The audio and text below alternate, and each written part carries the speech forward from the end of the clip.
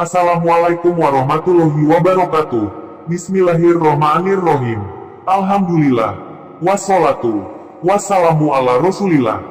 Jumpa lagi di channel Calon Ulama Official Channel, gudangnya pengetahuan Islam. Fas'alu ahla dzikri in kuntum la ta'lamun. Barangkali ada keterangan yang tidak bisa dipaham, harap tanyakan pada ahlinya.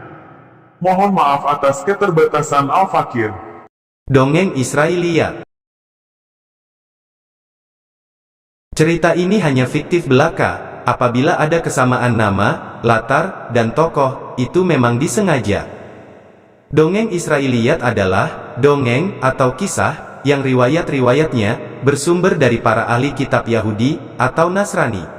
Hanya saja, salah satu ulama pemerhati tafsir, Syekh Hussein Adz-Dzahabi, memperluas cakupan sumbernya menjadi semua hal di luar Islam dan tidak hanya terbatas pada Yahudi atau Nasrani saja.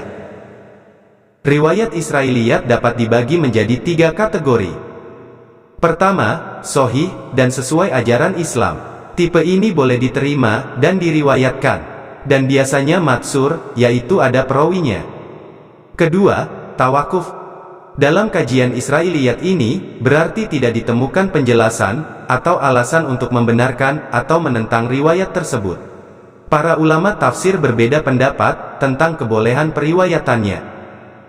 Kategori terakhir adalah batil atau bohong, dan bertentangan dengan ajaran agama. Jenis ini tidak boleh dinukil, seperti kisah Nabi Ayub, yang diceritakan mempunyai penyakit kulit yang menjijikan, sampai-sampai keluar belatungnya. Juga kisah Nabi Daud, yang jatuh cinta dengan tunangan atau istri patih Uria, dan masih banyak lagi.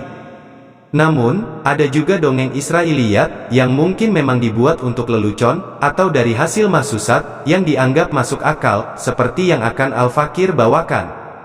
Tapi mohon jangan salah paham. Jangan melihat dari sisi Nabi Nuhnya, cerita ini menitik beratkan binatang-binatangnya.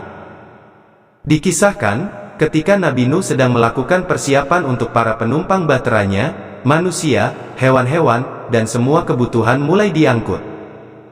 Ada beberapa kisah, yang mungkin ini adalah dongeng Israiliyat, jadi, jangan percaya 100%. Di antaranya, 1. Asal-usul ekor kambing Jawa menjulang ke atas. Dikisahkan, ketika hewan-hewan hendak dimasukkan perahu, semua masuk dengan teratur lewat tangga. Namun, ketika giliran kambing Jawa, atau kambing kacang, dia hanya terdiam, tidak mau masuk ke bahtera. Sudah berkali-kali Nabi Nuh memerintahkannya masuk, namun, ia tidak mau, dan tetap berdiri di depan tangga. Akhirnya, Nabi Nuh menarik ekor kambing Jawa ke atas, agar mau menaiki tangga menuju ke perahu. Dengan terpaksa, kambing Jawa menaiki tangga menuju bahtera, dan hal inilah, mungkin yang membuat sampai sekarang, ekor kambing Jawa tidak menjuntai ke bawah, tapi menjulang ke atas. 2. Kenapa kucing kalau akan kawin berisik? Ketika semua sudah masuk bahtera, Nabi Nuh berpesan kepada para penumpang, baik di kalangan manusia dan hayawan, agar tidak melakukan hubungan biologis atau kawin dengan pasangannya. Karena dimungkinkan, banjir ini akan terjadi lama, sehingga bila penghuni beranak pinang, dikhawatirkan beban bahtera ini terlalu berat, dan bisa tenggelam. Namun, entah karena apa, si anjing tetap melakukan hubungan biologis. Hal itu pun diketahui kucing. Dan kucing pun melaporkan pada Nabi Nuh di depan para penumpang. Walhasil, anjing merasa dipermalukan oleh kucing, atau dalam bahasa Inggrisnya, wirang, sampai-sampai si anjing menggerutu, dan berdoa, "Ya Allah, jadikanlah dia, ketika akan kawin, memberi pengumuman kepada manusia, dan hewan-hewan yang lain." Ternyata doa ini diijabah. Pantas saja, setiap kucing akan kawin, pasti akan ada raungan khas, yang mana setiap yang mendengarkan, baik dari kalangan manusia dan hewan, akan mengetahui, kalau pasangan kucing itu akan kawin, atau kalau di kampung biasanya dinamakan kucing kerah. Yaitu ada 2 kemungkinan. 1. Raungan 2 kucing yang akan berkelahi. Atau, kemungkinan lainnya adalah, kucing yang sedang meraung-raung akan kawin dengan pasangannya. 3. Kenapa bulu burung gagak berwarna hitam, kaki burung puter berwarna merah, leher burung puter ada corak kalungnya? Ketika banjir sudah melanda sekian lama, Akhirnya, Nabi Nuh memerintahkan burung gagak untuk terbang, dengan harapan membawa berita adanya tempat yang mana di situ banjir sudah surut, atau dengan kata lain, sudah ditemukan darat. Namun, ketika melihat daratan, burung gagak malah asyik-asyikan menikmati apa yang ada di darat, dan tidak kembali melapor kepada Nabi Nuh. Sehingga, sekian lamanya menunggu, membuat Nabi Nuh hawas, dan melaknat burung gagak. Seketika itu, burung gagak menjadi hitam pekat. Akhirnya Nabi Nuh mengutus burung puter. Burung puter pun mulai terbang menjalankan tugasnya. Hingga dari kejauhan, ia melihat daratan tanah berwarna agak merah. Ia pun turun. Namun ketika kakinya menginjak daratan tersebut, kakinya sedikit terperosok, karena mungkin tanahnya belum terlalu kering. Ia pun terbang kembali ke Bahtera untuk melaporkan tugasnya. Ia menceritakan kepada Nabi Nuh keberadaan daratan yang ia temukan, sambil memperlihatkan kakinya yang penuh dengan tanah berwarna merah. Nabi Nuh pun memberi apresiasi kepada burung puter dan memberikan kalung sebagai penghargaan, dan itulah kisahnya. Kaki burung puter akhirnya menjadi merah, dan lehernya muncul motif kalung, sebagai tanda dari Allah, bahwa dia pernah memperoleh penghargaan dari Nabi Nuh. 4. Kelamin hewan yang tertukar.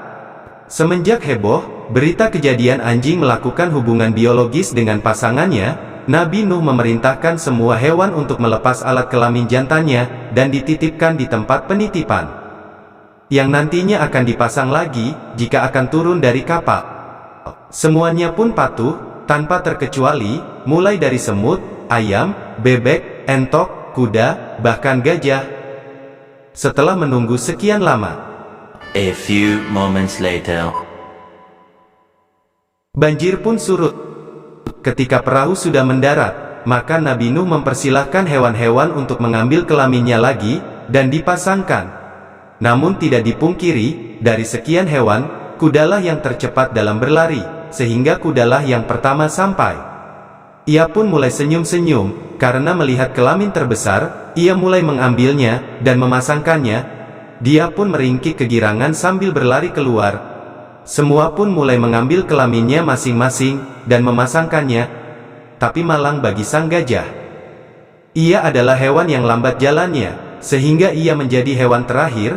Ia pun bingung, karena tinggal satu kelamin yang tersisa, itu pun ukurannya kecil. Dengan terpaksa ia mengambil dan memasangkannya. Mungkin itulah mengapa kuda berjalan dengan percaya diri sambil nyengir, dan gajah selalu menundukkan kepalanya ketika berjalan, karena malu kelaminnya kecil. Namun yang paling menyedihkan adalah nasib entok. Ternyata ia ketiduran, dan baru bangun, ia pun bergegas menuju tempat penitipan kelamin. Namun naas, semua sudah tak tersisa. Ia pun sedih harus menanggung derita hidup tanpa kelamin. Tapi ternyata di pojokan, ada sesuatu yang terlihat. Ia pun menghampiri apa yang dilihatnya, barangkali itu adalah kelamin miliknya. Namun sayang, ternyata itu hanya semacam pegas, atau bahasa Inggrisnya perperan. Dengan terpaksa, ia pun mengambilnya, lalu memasangkannya, karena pepatah mengatakan, tak ada rotan, penjalin pun jadi. Dan mungkin itulah sebabnya, kelamin entok mirip pegas. Wallahu a'lam bishawab.